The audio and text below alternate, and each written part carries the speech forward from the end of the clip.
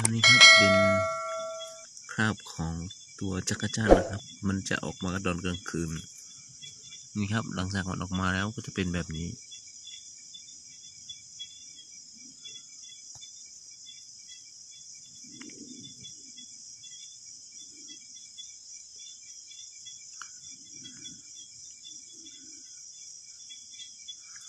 หลังจากแตกลอกคราบแล้วนะครับเขาจะขึ้นมาที่ตอไม้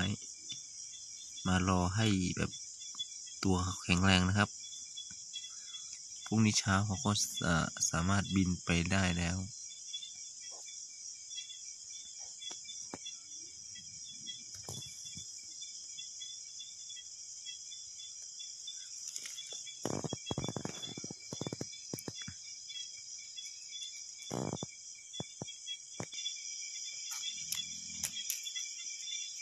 อันนี้ก็ตัวแก่ของเขาตอนกลางคืนนะครับเขาก็จะนอนกับตามลำต้นไม้แบบนี้นะครับ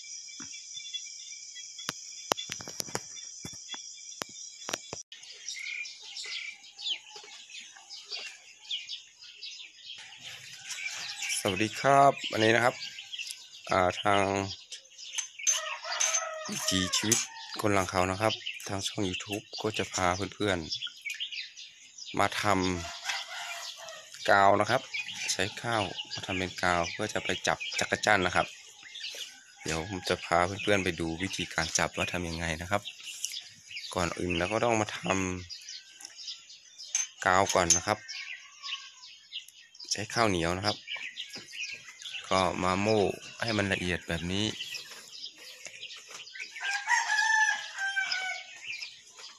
แล้วก็เอาไปทำให้มันสุกให้มันเหมือนกาวข้าวนะครับที่เขาใช้ติดกระดาษนะครับตอนนี้ก็กำลังโม่ให้มันเป็นแป้งให้หมดก่อนนะครับเดี๋ยวหลังจากโม่เสร็จแล้วเราก็จะไปหุงต้มเป็นกาวอีกรอบหนึ่งเดี๋ยวมาดูกันนะครับ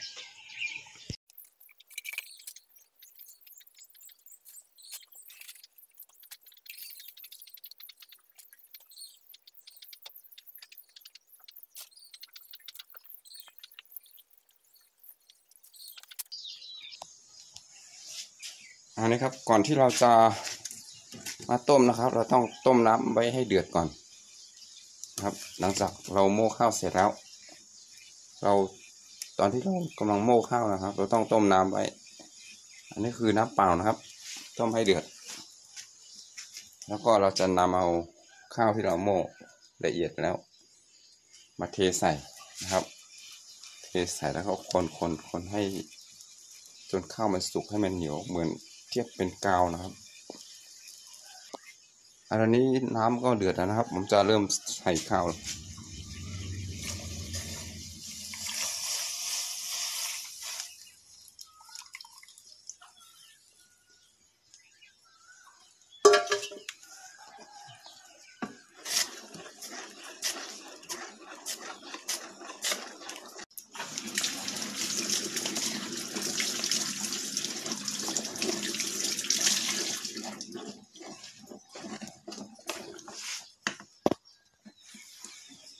เติมอีกแล้วยังก็น้ำยังน้อยอยู่ครับต้องเติมอีก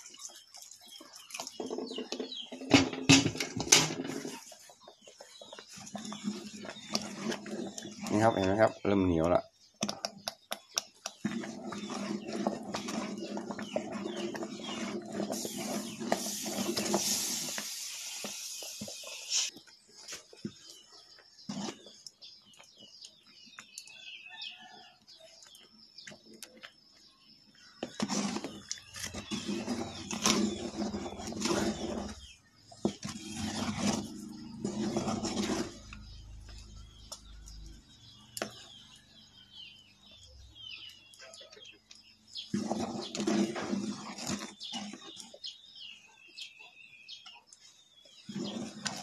นี่ครับข้าวเนี่ยเริ่มสุกแล้ว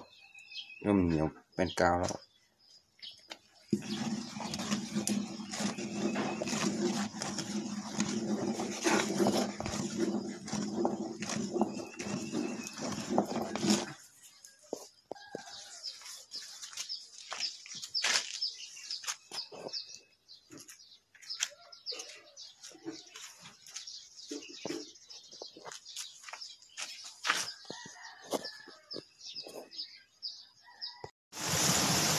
สวัสดีครับนี่มาแล้วนะครับเราจะมาติดจักรแตนจักรจั่นนะครับอันนี้ก็คือข้าวที่เราทำตอนเช้านะครับทำแล้วก็ผึ่งไว้ให้เย็นอันนี้คือเป็นเราทำเป็นกาวใช้ติดนะครับอันนี้ก็จะเริ่มมาลูบกับหลักไม้ที่เราปักไว้นะครับอย่างเงี้ยเห็นไหมตัวของเขาเกาะไว้ตันมาครับมาเริ่มกันเลยเอามาเรื่องอันนี้ก่อนนี่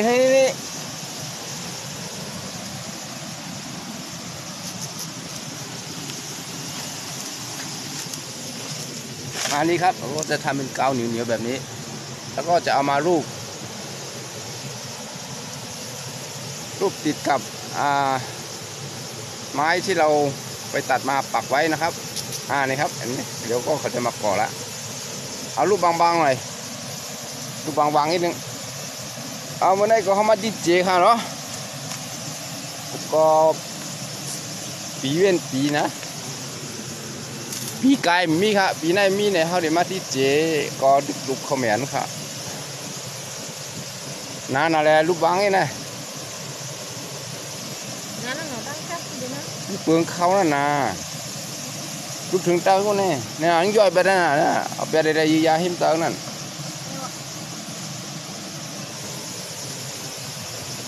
ทั้งหมดนั่นนะครับเห็นแล้วครับมาแล้ว1ตัวนะครับจักรจั่น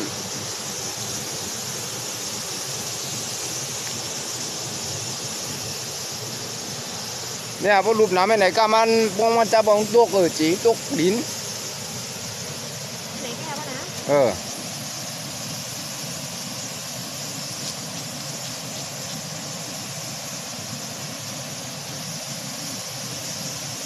2 ปีมี1 ครั้งนะครับ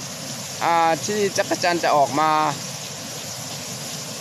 ให้คนกินนะครับ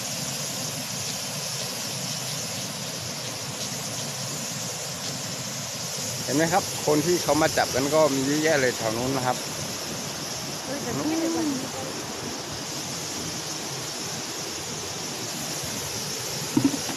เฮ้ยนี่ครับเริ่มมาเกาะ3 ตัว 4 ตัวแล้วนี่ครับ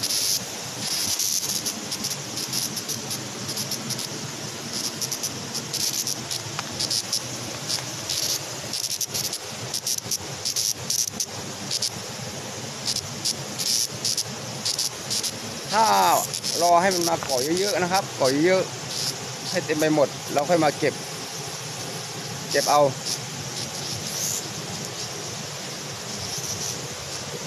นี่ครับช่วงสายๆแบบนี้ช่วงประมาณเวลา8 โมงถึง 9 โมงเช้าแบบนี้นะครับเขาก็จะเริ่มลงมาจากต้นไม้แล้วมาลงกินน้ำตามบริเวณฝั่งแม่น้ำนะครับพวกก็จะมาปักหลักไว้รอหลักที่เราปักก็เราจะเอาข้าวทำเป็นกาวมาลูบติดไว้นะครับรูปบางๆหน่อย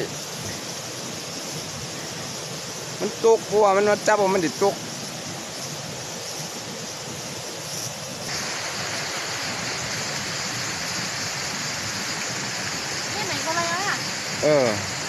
อันนั้นดูอินอันนั้นดูทำมาจับบูทำขึ้นบินกับอะไรขึ้นว่า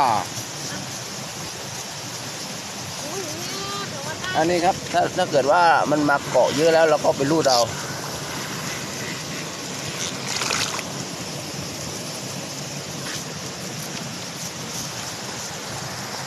เราก็จะรูปข้า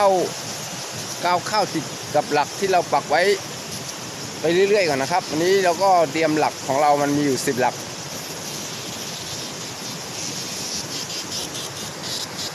ตรงนี้3 หลักนะครับแล้วก็จะลงมาทางนู้นอีก4 5 6 7 8 9 10ทั้งหมดเราจะมีอยู่10นะครับ10 หลัก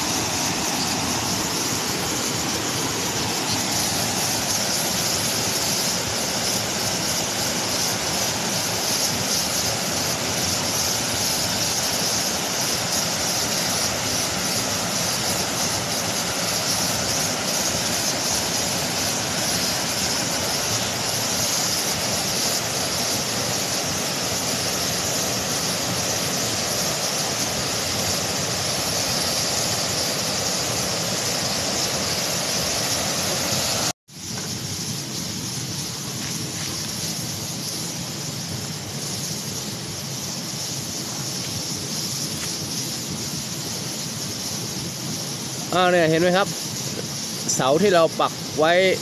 แล้วก็ติดกาวไว้นะครับจักรจั่นมาจับมาเกาะจับไว้เต็มไปหมดเลยตอนนี้ก็แฟนผมกำลังไปเก็บอยู่ตรงนู้นนะครับ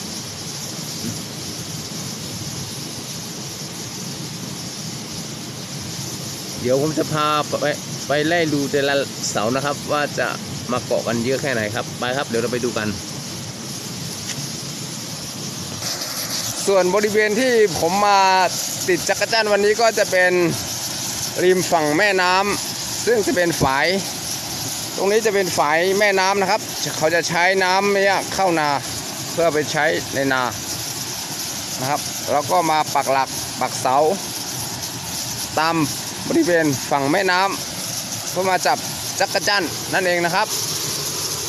เห็นไหมครับตรงนี้โอ้โหจับเกาะกันเยอะแยะมากเลยเต็มไปหมดเลยนะครับขนไปหมดเลยแล้วก็ตกไปอยู่บนพื้นดินด้วยเดี๋ยวเราก็จะมาคอยเก็บเอาที่มันตกหล่นลงไปก่อนแล้วจะมาลูดเอาข้างบนแบบนี้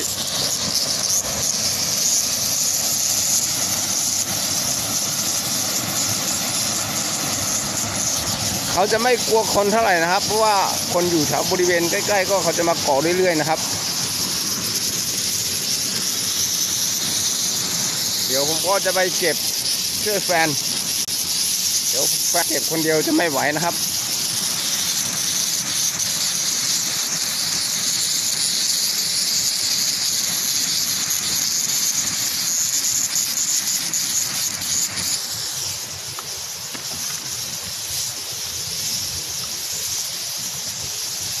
มาครับวันนี้จักรจั่นเกาะเต็มไปหมดเลย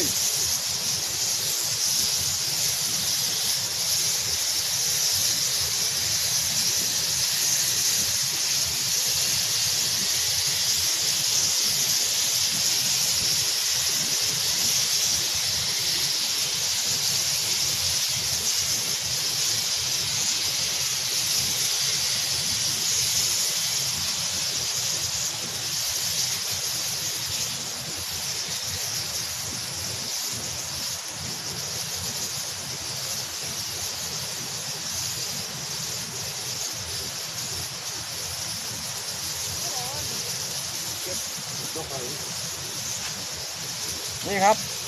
ที่เราไปเก็บมาแต่ละครั้งนะครับอันนี้ยังไม่หมดนะครับแถวนู้นยังไม่ได้เก็บเลยจะไปดูกัน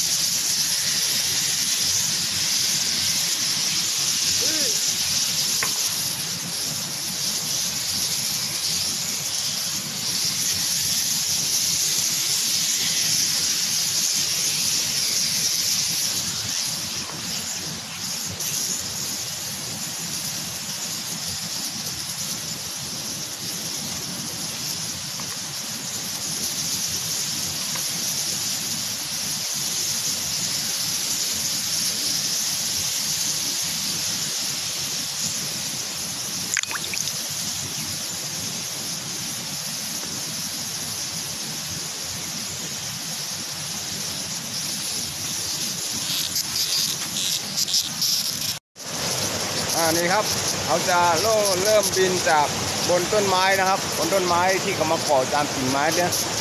เขาจะลงกินน้ำช่วงระยะช่วงเวลาแดดมันเริ่มร้อนแล้วนะครับแล้วก็จะลงมาเกาะกับหลักที่เราปักไว้ซึ่งเราก็ทำกับดักไว้ใช้ข้าวทำเป็นกาวถ้าเขามาเกาะเขาก็จะติดนะครับเราก็จะมาเก็บเอา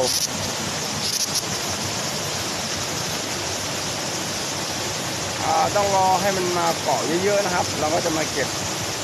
ไล่เรียกกันไปนะครับทีละหลักนี่ครับนี่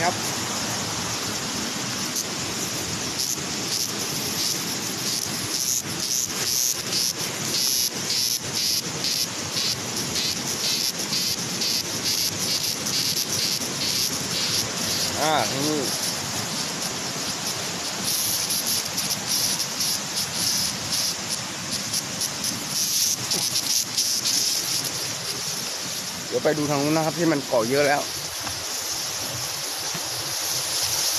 นี่ครับถ้าเรารอนานๆมันก็จะเยอะแบบนี้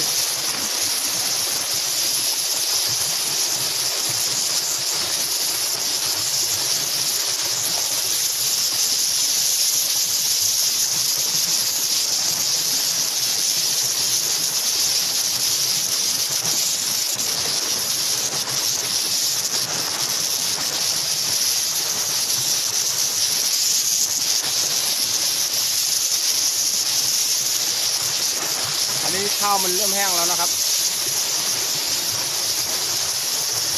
อันนี้ก็เพิ่งติดกาวไปกาวมันอาจจะแฉะหน่อยนะครับเพราะว่าถ้ากำมาก่อนแล้วมันจะจบ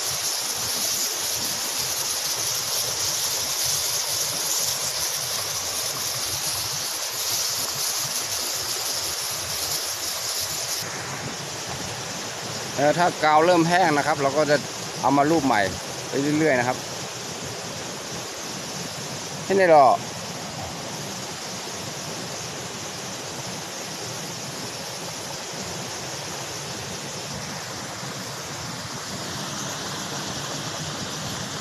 กาวเรายังเหลืออีกเยอะนะครับ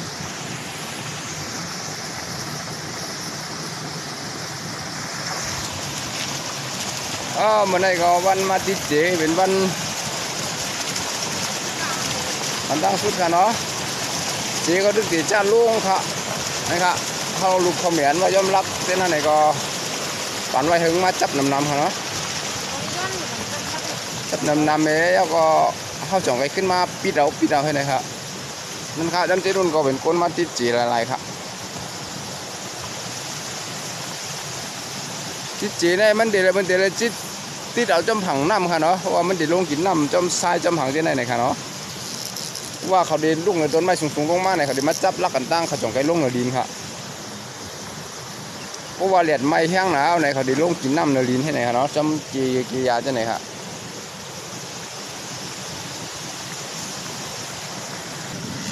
อันไหนครับอันไหนที่เขาเก็บมาแล้วค่ะเนาะ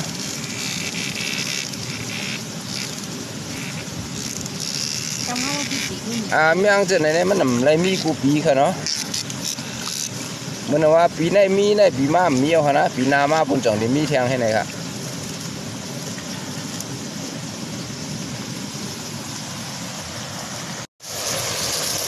ตอนนี้ก็จะเริ่มมาเก็บกันแล้วนะครับดูแล้วจักรจั่นวันนี้มันไม่ค่อยลงเยอะกันเท่าไหร่นะครับ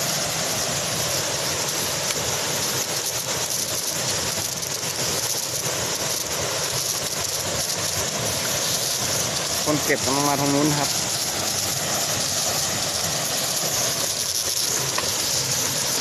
นี่ครับถ้าเราเก็บจากหลักที่เราติดกาวไว้แล้วก็ลงมาใส่ในน้ำแบบนี้นะครับในกระถางเราต้องใส่น้ำไว้นะครับแล้วก็มันจะล้างกาวที่ติดของเขาออกถ้าเราไม่ใส่น้ำเนี่ยครับกาวก็จะติดมือเราถ้าเราใส่น้ำมันก็กาวไม่ติดมือนะครับจะสะดวกสบายง่ายกว่าอันนี้จะเยอะๆหน่อย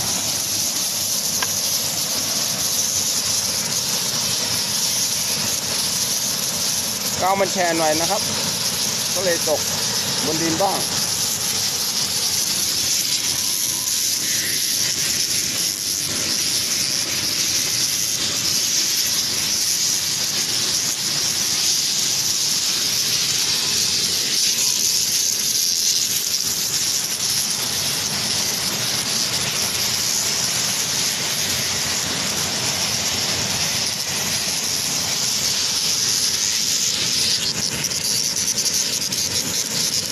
น้ำดูด้วยนะหรือว่า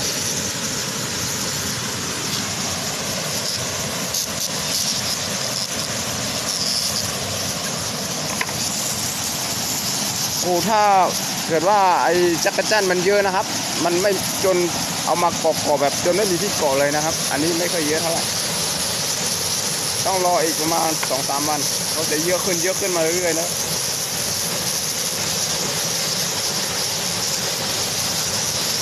มื่อได้จีก็เดี๋ยวไปพวกเหลืองติ๊ๆค่ะเนาะก็มันเป็นติดจ้ามันจะไหนก็ค่ะ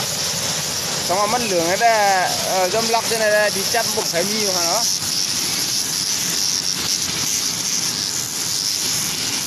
ก็ว่าใครกินนะเลยมาติดที่ไหนก็ค่ะจีนั่นไปพวกเหลืองติ๊ๆเขาเขาเรียกว่าผลตัวไข่แดงมองขาดแล้วก็ดีแยบเหลืองเลยที่ไหนอยู่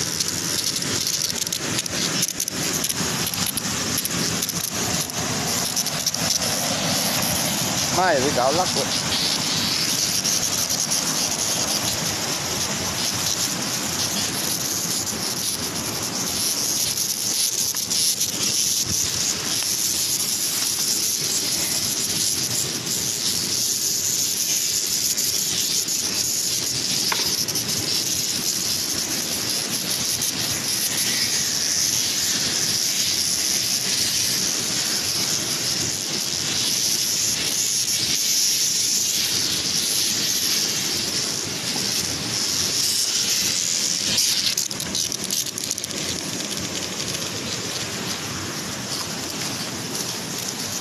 ลักที่เก่าก็แม่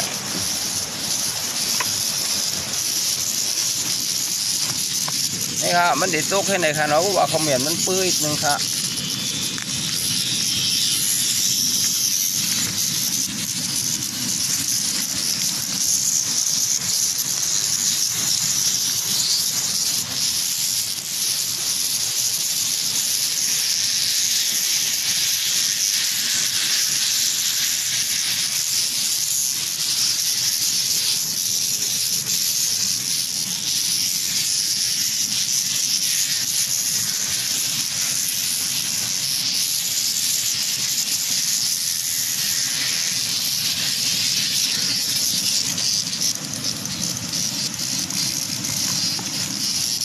มาก็ไม่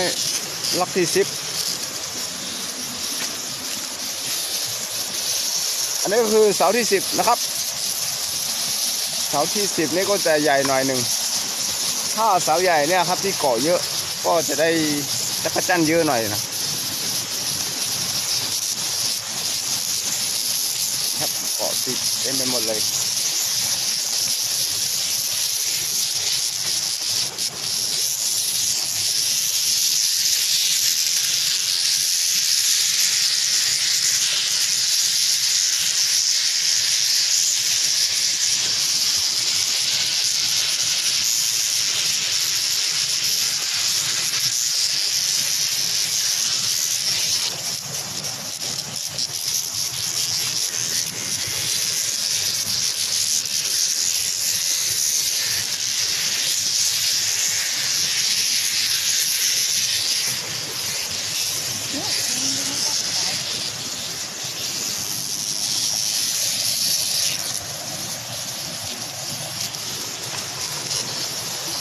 เสาเราอาจจะ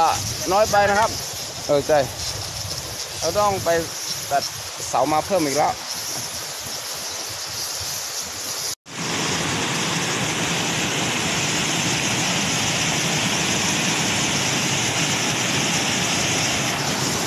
เห็นไหมครับแถวนู้นนะครับก็จะมีคนมา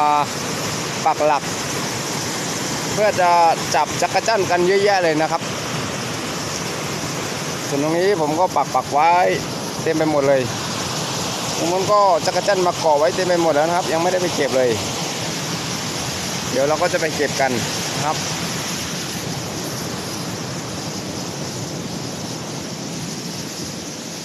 ข้าวไข่ยิบกันอยู่กับไข่นี่ครับที่เราจับมาได้นะครับแล้วก็เอามาแช่น้ำไว้แบบนี้ถ้าเราจะกินแล้วก็จะเด็ดปีกของมันทิ้งก่อนนะครับเด็ดทั้งปีกเด็ดทั้งตีนของเขานะครับขาของเขาออกแล้วก็เอาไปทอดน้ำมันทอดกรอบหรือเอาจะไปผัดเผ็ดอะไรก็แล้วแต่ชอบนะครับนี้ผมจะพาเพื่อนๆไปดูชาวบ้านที่เขามาติดกันครับถ้าเป็นภาษาไทยใหญ่ก็จะเรียกว่ามาติดเจนะครับติดเจ เขาจะเรียกว่าเจนะครับถ้าเป็นภาษาไทยก็จะเรียกว่าจักรจั่นเขาจะลงมาจากต้นไม้ใหญ่ๆแบบนี้นะครับเขาจะมาเกาะแล้วก็ถ้าแดดร้อนเขาจะลงกินน้ำแล้วก็ลงมากินน้ำบนพื้นดินทรายแบบนี้แล้วก็มาปักหลักให้เขาเกาะแล้วก็กาวมาแปะไว้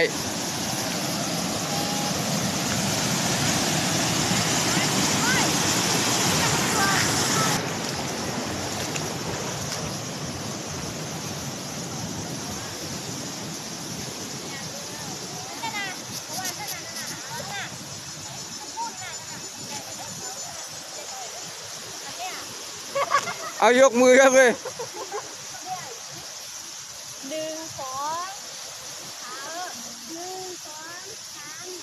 เห็นไหมครับจะมีหลักเต็มไปหมดเลยนะครับเพราะว่ามีคนมาปักหลักเพื่อจะมาจับจักรจั่นนะครับ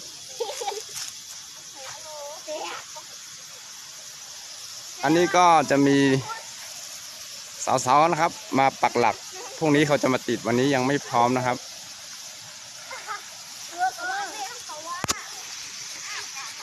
ส่วนฝั่งนู้นก็มันจะมีอีกกลุ่มหนึ่ง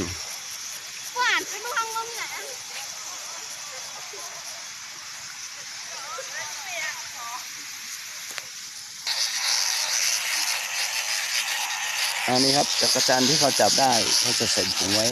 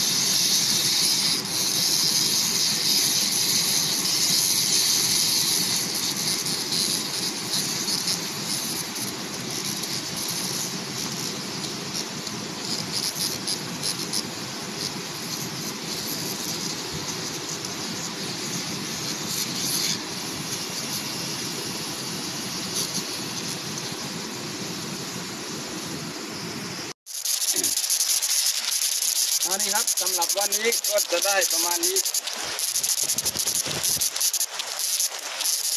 เราก็จะมาเทใส่อย่างนี้ล้างน้ำก่อนนะครับเพราะว่าเราจะได้ทั้งทรายทั้งอะไรรวมมาด้วย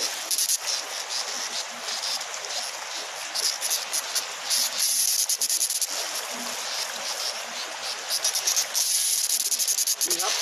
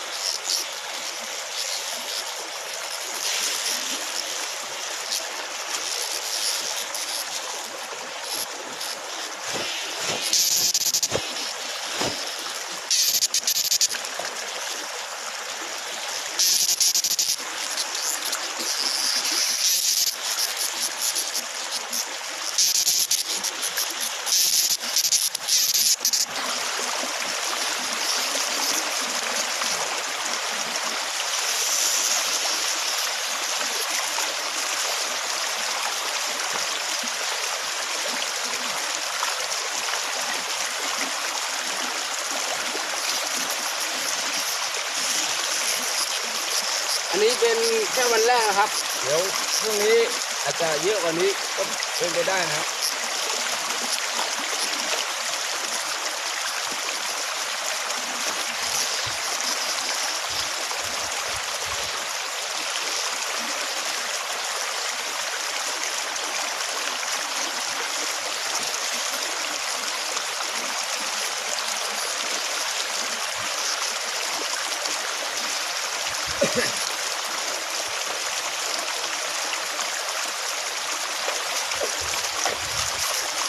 ถ้าเราจับได้แบบนี้แล้ว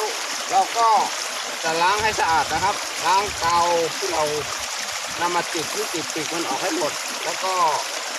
เราจะเอาไปใส่เกลือแล้วก็ต้มให้สุกนะครับตากแดดแห้งเราก็เก็บไว้กินได้นานๆนะครับหรือไม่เรา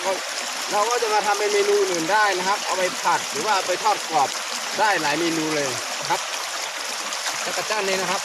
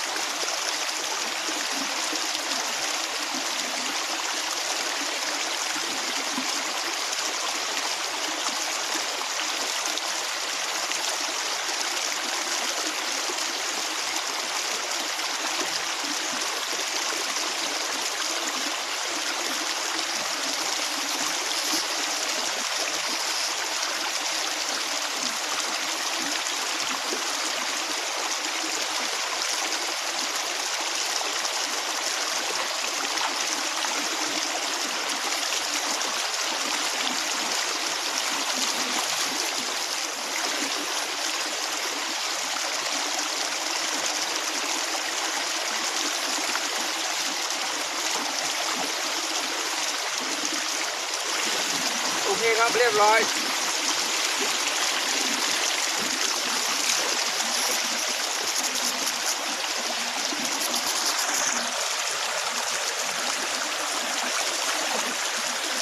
อันนี้วันที่1ได้เท่านี้นะครับวันที่2อาจจะได้2เท่านี้ก็เป็นไปได้นะครับเพราะว่ามันจะเยอะขึ้นเรื่อยๆนะครับทุกวันจนจะไปถึงกลางเดือนเมษายนนะครับอันนี้ก็จะเป็นต้นเดือนเมษายน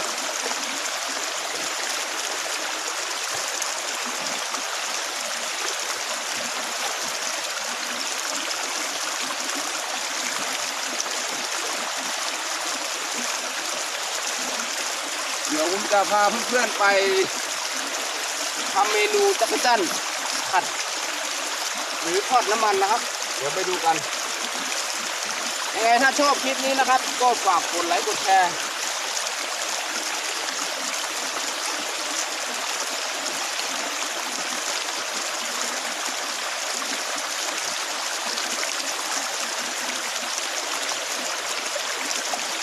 ฝากกดไลค์กดแชร์กด Subscribe ด้วยนะครับสำหรับวันนี้นะครับก็จะขอปิดคลิปไปเพียงเท่านี้ก่อนนะครับ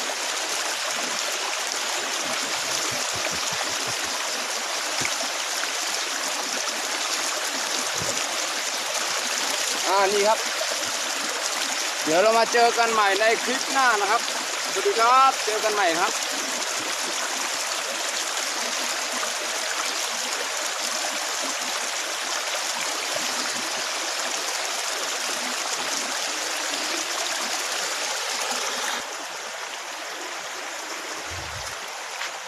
เดี๋ยวพาไปดูผีเสื้อนะครับ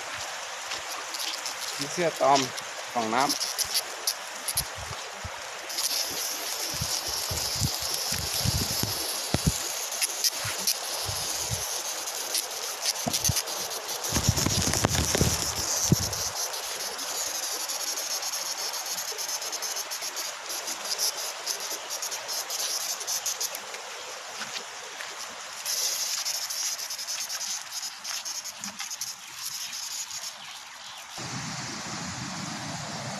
เดี๋ยวพรุ่งนี้เรามาเริ่มกันใหม่นะครับสำหรับวันนี้ก็จะขอเพียงเท่านี้ก่อน